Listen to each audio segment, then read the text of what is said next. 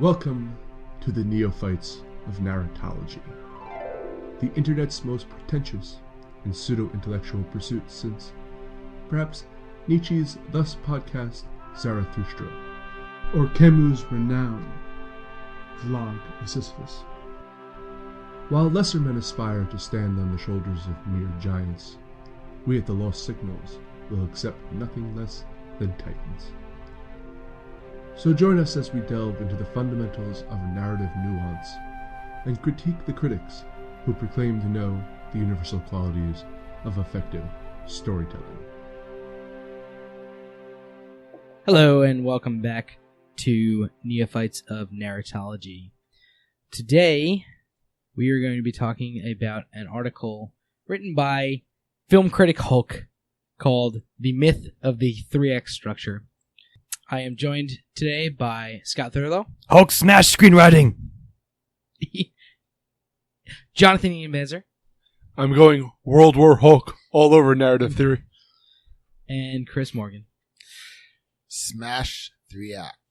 And we're going to be talking about this article. Technically, it's an excerpt from his book. Yes, but it like he wrote a bunch of separate articles and then turned them into a book. Wait a minute. This is part of a larger book? You mean he wasn't kidding when he mentioned it like 12 times in the article that this was part of a larger book? He was clearly selling a book, yes. That's one thing I definitely got that's from this obvious. Well, this is chapter 25 of his book. Well, I would argue that's good advertising. You all remember that he was trying to sell a book. Yeah, exactly. We shall see. But I think it's a fairly good and important article for people that are trying to write something. Specifically in terms of this, it's a screenplay. But I think this works for if you're trying to write a short story or a novel as well. So we're going to get into his arguments and why they matter. Basically, the overall article is about how he does not think that the 3-act structure serves a writer. And I kind of agree with this. I know I'm going to come up against some arguments in this podcast that may say differently, but I think we'll work through them, and I don't know. We'll build bridges of communication. I was going to say I think we'll come to some sort of agreement, but we might not. No, we'll come to an agreement in the third act. Yeah, the second act, there's not going to be a lot going on. But what's going to happen after the third act, Ian? Skip to time code. There'll be a lot of rising action, and then we might wrap it all up. So But go on. The basic first argument here is that the 3-act structure hurts screenwriters. Specifically, when you go into writing a movie, the 3-act structure basically says you have the first act that defines what the story is going to be about. You have the second act, which consists of rising action. It's basically it, and it's kind of this like things happen that lead to the conclusion, and then you have the third act, which is the conclusion, the climax.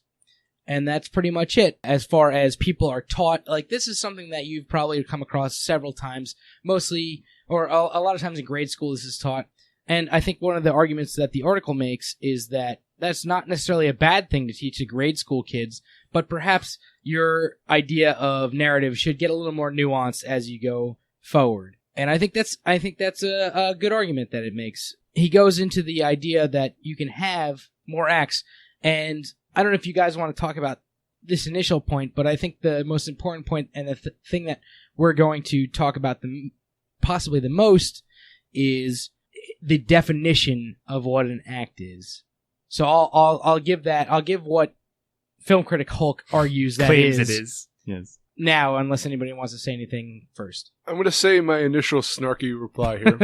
Can't wait. Which I want to be professional with this whole thing. I enjoy narrative theory.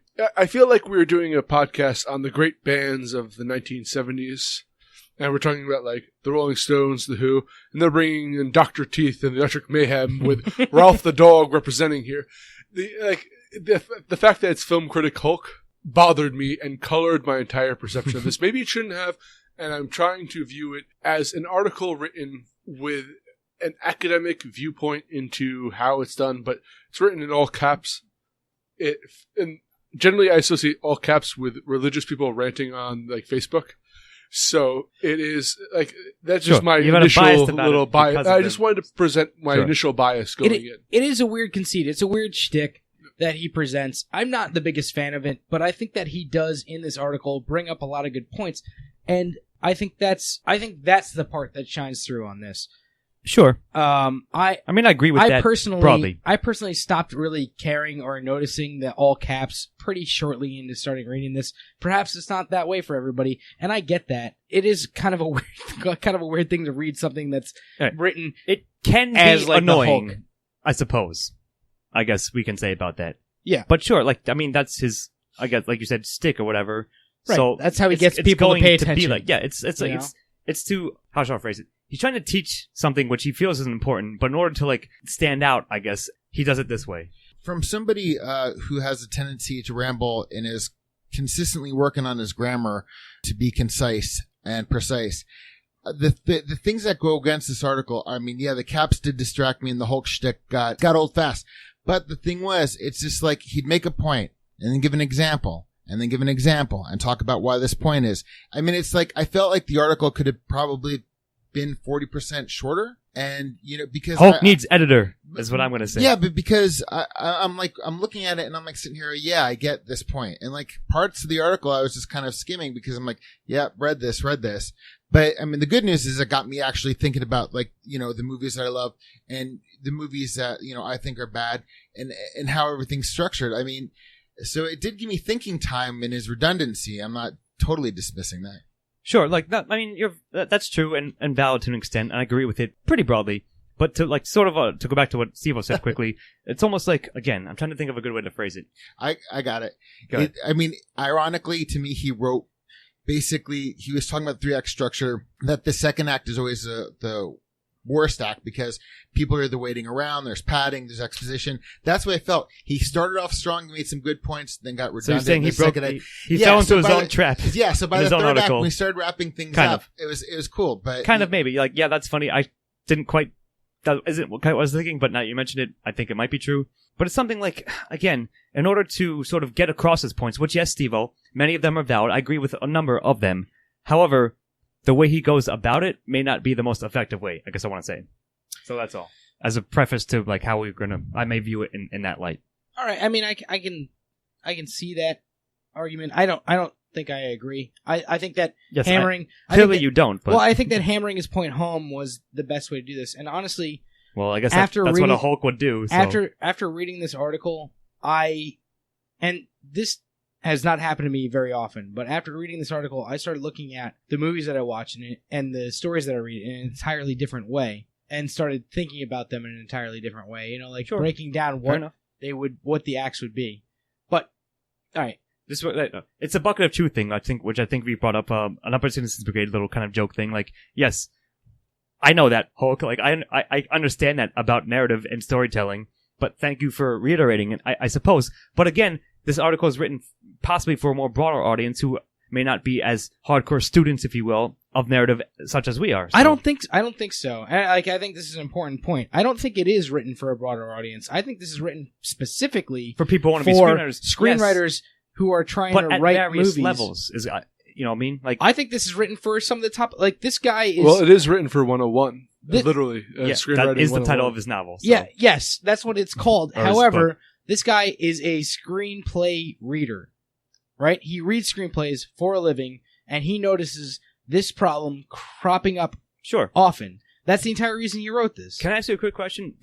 Has he ever released his actual name or like what he actually works on? I'm sure he. I'm not sure. He wants to stay employed, so he doesn't. Right. I don't think that's a funny point. I don't think he stays anonymous. I mean, because he really did rip on Michael Bay, and I actually absolutely agree with him. Sure, but okay. So let's why don't you bring up the first major point? Anyway, in regards to the 3-act structure. So let's talk about this because I think it's very important. Probably perhaps one of the most important things, at least leading forward, that we're going to talk about is his definition of an act or an act break, if you will. I guess they're both kind of right. Well, his definition of where an act ends. Yes. Where the act break is when the character that you're focusing on, and he does go a little bit into how there can be side stories that have their own act breaks, this type of thing. But when the character makes a decision that they cannot go back from, or fundamentally changes their nature, I guess. Not their nature per se, but the narrative at large. See, this is such a fascinating. This is what really struck me the most, and what got me thinking. You were right earlier, which I started analyzing movies differently from the point of like, oh, where did characters make choices within a movie that stop them from how in a sense, how deterministic are movies, and what counts as a choice that a character cannot come back from? I think that's the more like pressing question here. Right. But that's the pressing question if that is how you should define an act break. I did some research to some other articles in response to both Phil Critic Hulk and to similar works where they, and I'll bring this up later, where they gave other interpretations of an act break. But I think the character choice is a very interesting one. But again, what counts versus is it sheerly the major protagonist? Because I've seen movies where protagonists almost have no agency whatsoever. They're just the character you're following, and it's all of the side characters' choices that get them. Especially the idea of like if you're following a damsel in distress kind of character who is swept up in the like destructive forces around her, or him in those cases. You have then he brings up Quentin Tarantino later, but Quentin Tarantino has multiple protagonists, and he'll stop following one protagonist when their story closes, whether they had 3 acts, whether they had 1 act, whether they had infinite amount of choices they've made. So the idea is like I would have liked to read, in a sense, a more academic look at the concept of character agency as a stopping point, catalyst for this. acts. Yeah. Well, what he does, I'm sorry, Chris, I'll let you go in a second, but like what he does say in terms of that is that there is not just the story of the protagonist in these things. So like everyone has their own act breaks. And he also says, granted, he's going to champion the 5-act structure later, and we're going to get into that. However, what he does say is there is no correct amount of acts that you could put into a story. It's just the fact that getting tied into the 3-act structure really hurts people. Also, I think that an argument that he makes, although I may be reading into this, when he talks about the Green Lantern thing, and he says there's only one true act break in that movie because there's only one true decision that the Green Lantern, Ryan Reynolds, makes in the movie. I think that's a very telling thing of what he considers an act break. So yeah, I guess that's getting away from what to answering your question. But like, yes, I think that it does not have to be the protagonist that makes the decision to break an act. However, it can be a side story act break. It can be a different part of an act break, but there are always those main story act breaks that make or break a movie. Sorry. Because I was like thinking about that because he would say a lot of times, like, you know, the character action when he make a decision.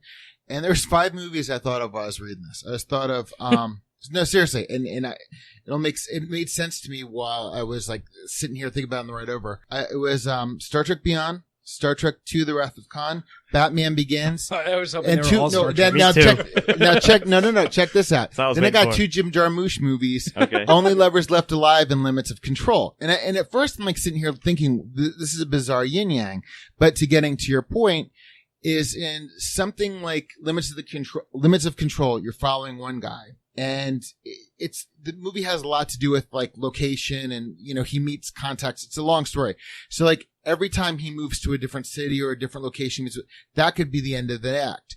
And Only Lovers Left Alive is what I call more of a slice of life film that, yeah, there is a climax to it and there is an overall theme, but the act structure there are 2 protagonists in it, but it kind of ping pongs, you know, how I judge the acts differently on that one. And then if you go to start, it was like a progression thing to like an action film. Like, okay, how would you deal with something like Batman Begins or Star Trek Beyond when you're following like one character and a couple villains, or in Beyond where you're following several characters and what constitutes an act break. So it's kind of, one thing I think he really should have limited was, you know, or made mention of is, and I know he like alluded to it, but he shouldn't have kept using the same thing. Kind of like saying, for example, instead of like seeing like all sorts of little side acts and everything, which of course there can always be.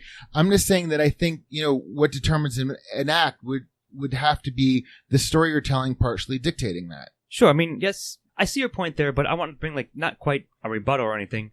But two things, something that Steve mentioned just earlier, and tied into what I wanted to speak about very briefly, if I may, now that I have the floor, is that yes, one of the, if not the main intent and point of, or intent aside, point of the article is that being beholden to the 3-act structure, if you will, yes, is detrimental and stifles possible artistic freedom because that's the way Hollywood basically thinks it should be done, which is something all of us collectively on our other channels, on our other movie reviews, whether classic or whether masterpiece or bon mots, is that, yeah, it's obvious, like I said, the bucket of truth thing, it's so glaringly obvious that that's somewhat the case. And yes, I personally resent that. I do think it's somewhat bad, or at least stifling. Yes.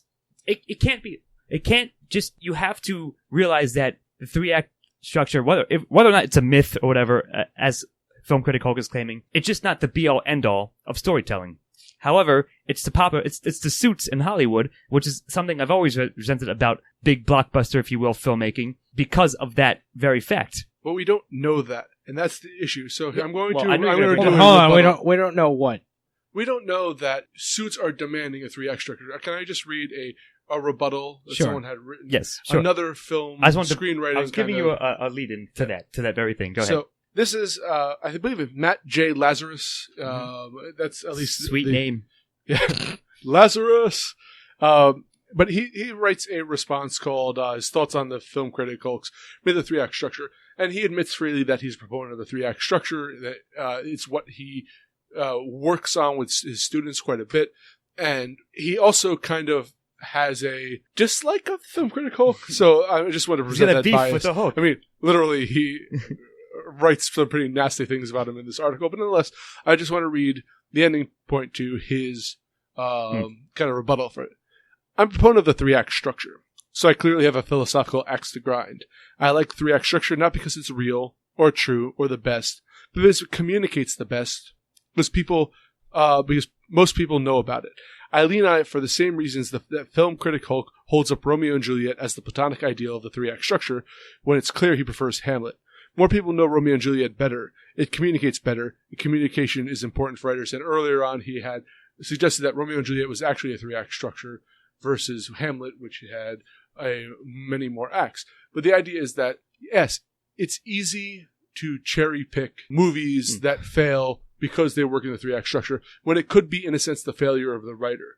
It could be, it's easy to pick out works that work in the 5-act structure if you're looking at Shakespeare. And even though I argue perhaps against this for Tarantino, because I don't know if necessarily Tarantino has a 5-act structure, although he has 5 forced act breaks in his. So, again, I feel that the idea of saying that it's in a sense it's throwing the baby out with the bathwater. it's saying that it's to me the film critic Hulk trying to make an impression by saying we're going to rail against the 3-act structure, which I have another article which I want to reference later on, which details that yeah, people have been writing revolutionary works railing against the 3-act structure for a very, very long time, but it is still around for a reason. And to say that, I think, can I preempt what I think you're going to say, Steve-O? Sure. The idea is that the Hulk is trying to say that you don't have to do the 3-act structure, but no, he's saying specifically you should not do the 3-act structure. His approach is polarizing. Yeah. No. Whoa. He is not saying. Well, that was a polarizing statement. That's absolutely not what he's saying. Like that's just taking it and like reading into it what you want. First of all, that argument, that part of that work that you just read, I don't know what's in the rest of it. I haven't read it, so I don't know. But that is no argument at all. There is no actual argument against the 3-act, against anything other than the 3-act structure there. There's no argument against Hulk's, the film critic Hulk's actual work. He just says it's not right. That's not an actual argument.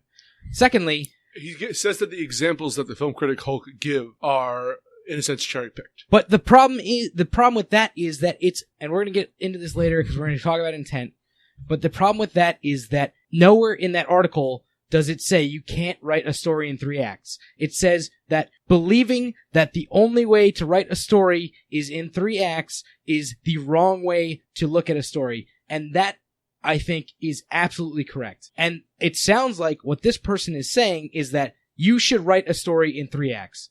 And the Hulk is saying, you can write a 3-act story. You can write a 5-act story. You can write a 9-act story. You can write a 20-act story. It doesn't matter how many acts there are. What matters is that you're not tied into something that tells you that the middle of your story should be rising action. It's not that the conceit of your story has to be in the first act when it can clearly be in the second act, like what he says happens in most, if not all, Shakespeare stories. That you can have all of the action that's supposed to happen in the second act, everything, happen in the fourth act of a story, and that is all you need, because it's the least important part of what you're doing. All that spiral action that is talked about in this article, in the Hulk's article, that spiral action is so forgettable, and to waste half of your story writing about it is going to be detrimental to scriptwriters, especially ones that don't understand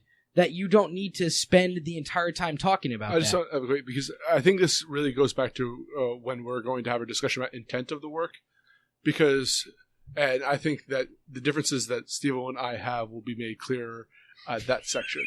Very, very clear. I thought I made it pretty clear right now. No, but I wanted to kind of clarify. Right now. I wanted to clarify what it meant by polarizing, because yes, when you read the article and when you get in the article, he's definitely not saying, don't use the 3-act structure. He's saying, definitely don't go with that bias. But the problem is, by naming the article, myth of the 3-act structure, and the way he phrases things, I'm just saying that yes, and this is going to go into intent, I'm just saying that his approach could be very polarizing, because if you don't really stay with the article, if you read it, it does have a tendency to be a very black and white bias. I don't think that's the case either, Chris. I think he is saying don't use the 3-act structure. He's not saying this is a very like, it's not easily recognizable. He's not saying don't write a 3-act story. He's saying don't use the 3-act structure to write your story. Right. He said don't go into it with very different. Yeah, I know. He's saying that don't go with that bias. I'm just saying his approach. I'm just saying that if there are 3 act breaks in your story, make it a 3-act story. But he's also saying, look, you can't fit a 5-act story into the 3-act structure and make it good. I know, but I'm talking about what might provoke a response like that is his approach. The way he says it's I'm just saying I'm not disagreeing with you. I'm disagreeing with the fact that the response that you were criticizing was more of, to me, a response of his approach rather than of his idea. Of substance, yes, of course. Perhaps, but I think that's not reading actually what's written in the article. I think that's reading. I think that's somebody who has loved the 3-act structure forever and reading angrily that someone is saying don't use the 3-act structure. Maybe, but allow me to, again, like, bizarrely, I'll play peacekeeper here for a bit. I agree with you. Like, you made a good point, at least in one specific thing you just said, Chris. By in fact naming this the myth of the 3-act structure, that's an automatic bias. Yes. It's supposed to make you think something about the 3-act structure. And while I may agree with certain angles of this, think about it this way. I'm going to retitle it for you guys right now. Being shackled to the 3-act structure. That may be... Yes. Would be but more the Hulk what would he's never say being shackled. Yeah, of then course. drop the fucking But shtick. again, as Chris also just said, like, yeah, that's because of the way it's formatted. He's not going to do something different. But it is the whole point. He is against the 3-act structure. Yes, I mean, I know, I understand. This has to be a clear distinction. Maybe, but If you are a proponent of the 3-act structure, this article is against you. right. I don't want to argue semantics per se, but I mean, at the end of the day, like, yes, of course, I agree with you in that sense. It's just that, again, yes, his approach maybe is somewhat too forceful. Fine, I guess you're the Hulk, so you can do nothing but that. But Can we get into intent now? 1 second. Allow me to finish, please. Oh, It may just diminish what he's actually trying to say to you because of the way it's presented. Agreed. Mm-hmm. So, All right. Steve Ian, go and I into have a major disagreement with going in here. Act 2, disagreement. Yeah, I was going to say, should we just get up and leave for a minute, or? I thought we already had the No, conceit. it's rising action. Okay. Are we still doing? yeah. Are we in rising action Oh, now? Oh, wait, Rising that's Action. why yeah. you wanted us to switch seats before. Okay. Yes. Basically, to me, it's, hi, Billy Mays here. Do you need a new method of screenwriting? I got one for you. I read this as not an academic work, but as an attempt to sell a screenwriting A sales pitch. novel. And the idea is it's saying that, hey, you shackled the 3-act structure? Well, forget about that and buy the 5-act I structure. mean, that's really funny. It's a hilarious way to put it. But like, the thing is, like, to an extent, yes, I agree with that because it does come off as such. And in fact, like, he admits his intent. It's a teaser chapter from his goddamn book. Things, going back to my previous, the issue that the guy not said, to say I disagree with some of his points, but you're right. Because we're talking about intent now, it comes across as such. And that's why the rebuttal that I read part of was not necessarily an attack on the academic quality of his work, because it's not an academic work. It's an attack upon one screenwriting school of thought versus another screenwriting school of thought. It's East Coast, West Coast, narrative storytelling. It's the age-old philosophy, Aristotle, but versus whoever's going to. My argument here, and I think the one that is most prescient in this argument, is that there is one person who is arguing for a freer way of writing a screenplay, and there's one person who is arguing for a more constrictive way of writing a screenplay. You have one person who has their website, and you have another person who has a shtick called Film Critic Hulk, where he writes in all caps, pretending to be the Hulk, and selling you a method sure, you can boil it down to that. Like, but that's what I think it is boiled down. You're No, looking at, you see it, there are some, there's some Hulk good smash ideas narrative. there.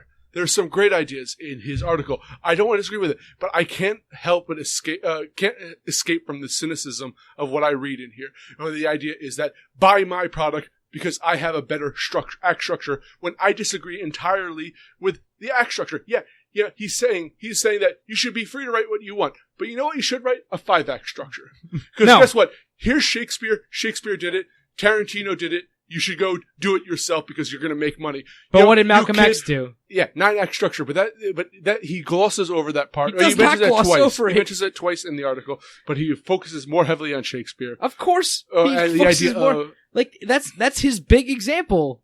Of course, he focuses more on Shakespeare.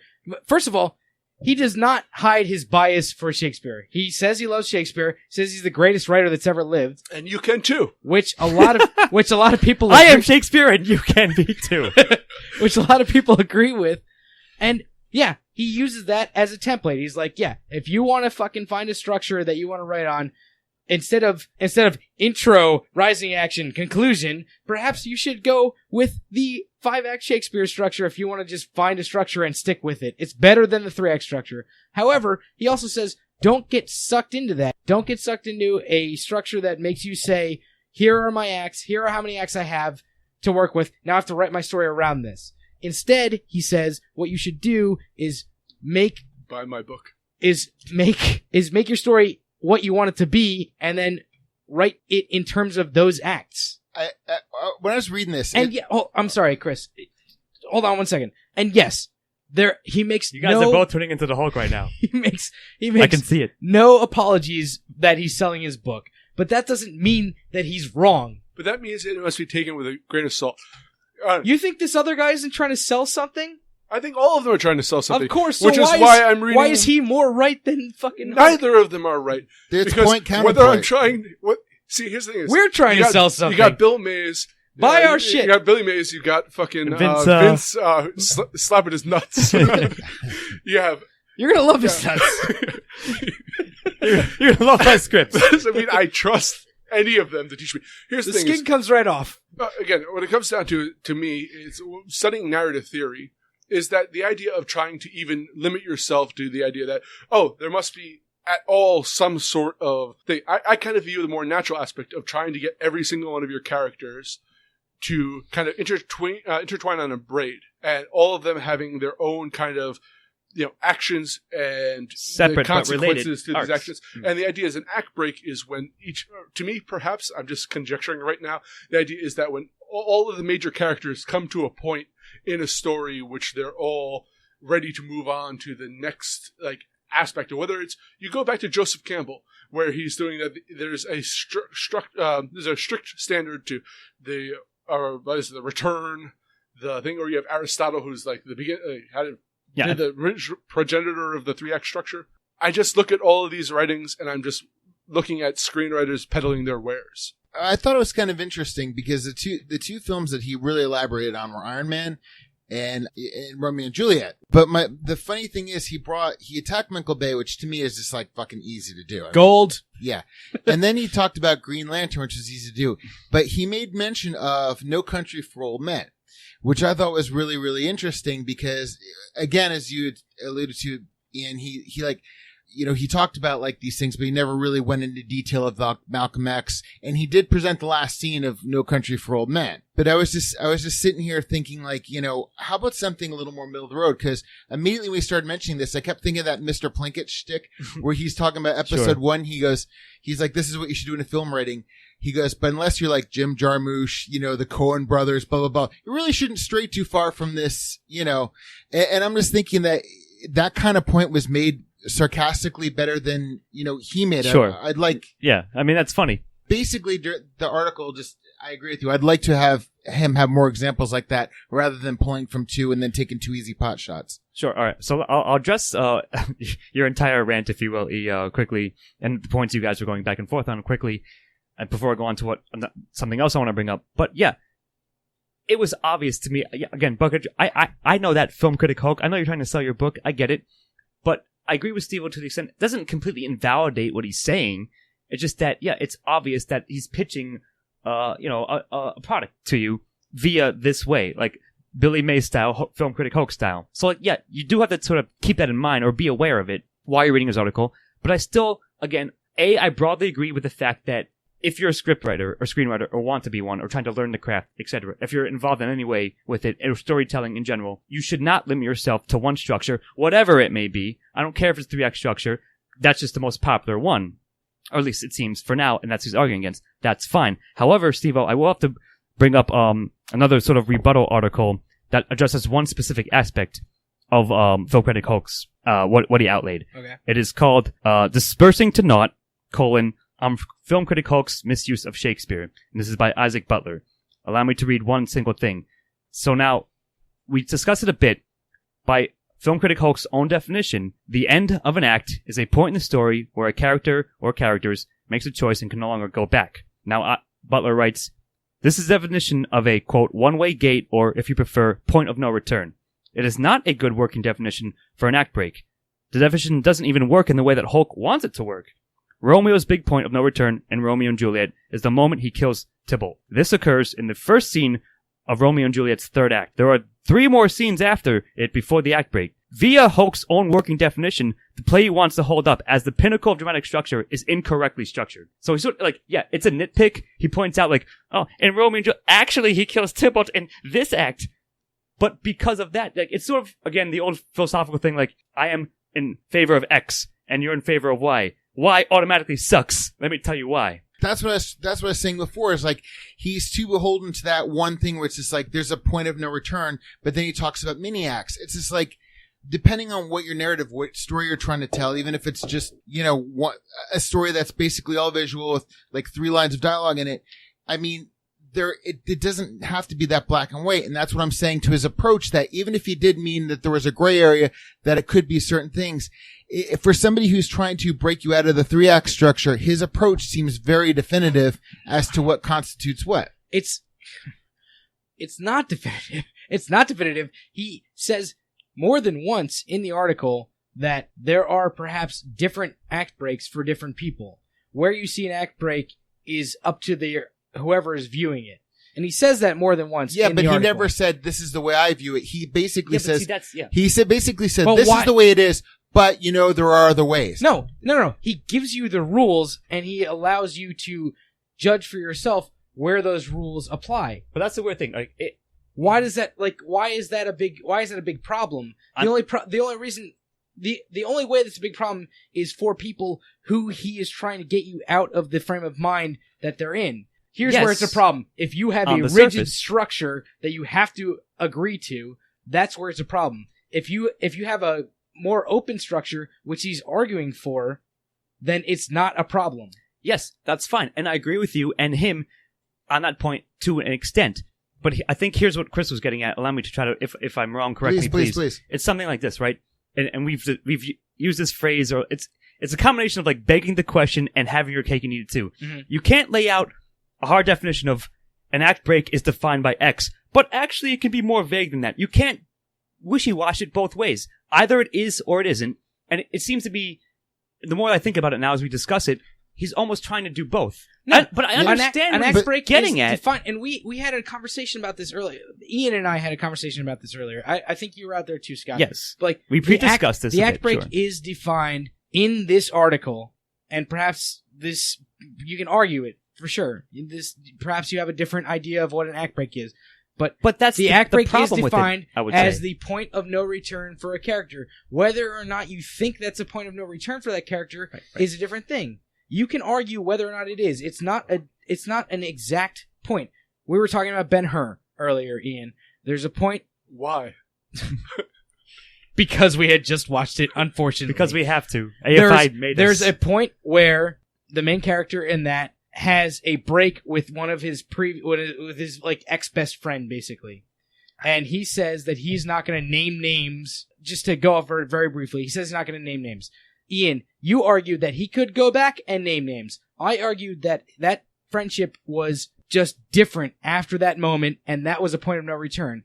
That is the difference. You can argue for one thing being a point of no return, and somebody else could say it's not a point of no return. It's up to the individual person. Regardless of that, as a writer, it's up to you to decide what you think is a point of no return. I think the point Scott and I are like keep ping-ponging back and forth is his approach with what we're all saying with point of no return, character point of no return. All he needed to do in this article is say, for instance, here's how I approach it. And I think we probably are attacking it two different ways, because to be honest with you, his approach to me, I fell asleep twice while reading this article, which is why I fell asleep watching Ben-Hur, so. Which is why I had like all the, because I was thinking about the other movies. I was thinking about things that it invoked, like, you know, that I had heard in parody from, like, you know, other sources. And I just think that even if he wanted to get you to think, his approach, you know, as Caps and Hulk speak aside, all he needed to do is throw in little things like, for instance, or my take on. But he says, this is the way, but you could, like Scott says, you could do it this way. It's a little off-putting. I get what you mean, Chris, and I completely understand that. But I think kind of the beauty of this article is that it makes me go back and think about movies that I have seen and look at them this way. He couldn't have possibly put in enough examples to make it clear. Like, I definitely learned something from this, and I definitely I'm pretty sure he doesn't. No, I definitely Although I did haven't get read the something. Like I said, I definitely did get something. It obviously made me think of other movies and so forth. All I'm just saying, you know, my big problem is, and I'm probably responding to the reactions and so forth, is I think if he could have done this so well if he would have dropped the shtick and really just been a little more cohesive and less like he's dictating terms. So I want to give a final thought here, in no sense, or at least my final argument. All right. Which I actually thought of while everyone else was talking and not paying attention to what anyone else was saying. Before you give your final thought. No, it's not. It's a final argument. Some people might rebut this. Do you want to go into? You said that you wanted to mention something else before we started. Do you want to go into the alternate history? Is that what you're going to talk about? So I found a website called The Bitter Script Reader, which sounds right up my alley. I do like The Bitter Script Reader as well. He had posted, this was in response to Save the Cat, which was a similar screenwriting book that caused a stir a while back by trying to challenge a number of the ideas. And this guy, J.J. Patro, something like that, wrote an article called The Same Old Three Acts, and that the Bitter Script Reader had posted the essay on. And I don't know if that is actually the Bitter Script Reader's real name or not, but whatever. He's writing about the history of the three-act play going into, you know, Aristotle. I mentioned a bunch of these already. Aristotle, Joseph Campbell, this whole history is actually a book I want to read by Sid Field, which seems very interesting, in the 1970s. And he's going over how many people have attempted to revolutionize the three-act structure over time. For instance, Aristotle developed it. And people have been changing the names of them. People have been adding secondary divisions within them. But in the end, he actually shows a bunch of different graphs that you could lay over each other in a sense and see that they all represent the three-act structure, however many subdivisions and renamings you want of it. And it's not necessarily that he's giving a 100% argument for the three-act structure, but he's describing how, and I want to read his conclusion for this, which I think really summarizes where my view on art. Consider this the next time you read a new screenplay book, like Film Critic Hulk. I added that last part. And when you sit down to write, remember the words of Robert McKee. Your work needn't be modeled after the well-made play. Rather, it must be well-made within the principles that shape our art. Anxious and experienced writers obey rules. Rebellious, unschooled writers break rules. Artists master the form. And I really think that is, I understand the intent of what Film Critic Hulk is trying to do through my own lens. I think he's trying to revolutionize an art form, not just him, but if you're writing a book on how to become a better painter, how to become a better director, how to be a better writer, whatever it is, it's sort of reinterpreting the old formulas in new ways or attempting to produce new metaphors. Film Critic Hulk is producing a metaphor through even his name of trying to reach out to a kind of a younger audience there, referencing the modern works. I don't hate it. I agree. I said it earlier that he's selling something, but there's a difference between the Tracy Morgan Meat Machine and OxyClean. And I think this is more towards OxyClean than a terrible product. I understand what he's trying to do. I don't hate him for it. I just think that at its heart, if you really got into it, and I really wanted to bring out Joseph Campbell's work on how the structure of a heroic story goes, I could find something. I could shape or find art of writing a screenplay book in there, in Film Critic Hulk's kind of formation of this. So there is a point in this article, and the article is not saying that there are not 3 parts of a story. He says, in fact, almost exactly, I don't know what the actual quote is, but it's almost exactly this. Yes, of course there is a beginning, middle, and end of a story. Now what? He's not arguing that. In fact, he says, listen, anyone in grade school is told that there are 3 acts to a story. Yeah, great. There is a beginning, a middle, and an end. Okay, but how do those work? I think what he's really arguing against is the fact that saying something has 3 acts does not in any way instruct you how to make those 3 acts, how to write those 3 acts. And I think that what he's saying is if you start to break things down in terms of character choices, in terms of character arcs, it becomes clear that there are more parts to stories than a beginning, a middle, and an end. But in a way, is that what you just said any different than what I posited? That the idea is, I respect what he's attempting to do, but it's still he's he's moving pieces in the same puzzle. I guess here's the difference. And I actually meant to say this and I didn't say it, but I guess here's the difference. You said that when you were speaking just before, you said that this was supposed to be revolutionary. What he's saying, I think, is that this is not revolutionary. This type of storytelling has been happening forever. Good storytellers, whether or not they say, I'm going to write this story with a beginning, a middle, and an end, if I'm going to write the story in a 3-act structure, they can say that, but they will still write the story in a way that has these clear breaks in the middle part of it. Like, it doesn't work like, oh, I have the conceit in the beginning. I have the rising action in the middle. I have the climax at the end. That's not how actual stories work, and I think that's what he's trying to say. Yeah, you can say that a Shakespeare play has the first act, the second act is what he calls the second, third, and fourth act, and then the 5th act is the 3rd act. You can say that, of course, that's the beginning, a middle, and an end, but that doesn't mean that's how the story works. I think what he's trying to say is that the middle of the story has to encompass more than just quote-unquote rising action, which I think is what he's more pissed off about than anything, because so many movies, and you've seen movies like this, everyone's seen movies like this, where they just tread water for the entire middle of the movie, waiting for the end to happen. I've heard podcasts like that too. Yeah, but what I appreciate about this article more than anything else is that he tries to give a reason why movies suck and bad writers, why certain movies and suck. Give a way for possibly even bad writers to think about what they're doing and possibly make their writing better. But Chris, I'm sorry, you've been waiting for a while. Go ahead. But the thing is, he wants you to think and then inhibits that thinking by like basically screaming at, I mean, like, look, I'm going back to his approach, but I'm making a point. This reminded me a lot when I was in music school. Two different layers of this. One, because when we look at classical music, it's usually broken up by era. You have the Baroque.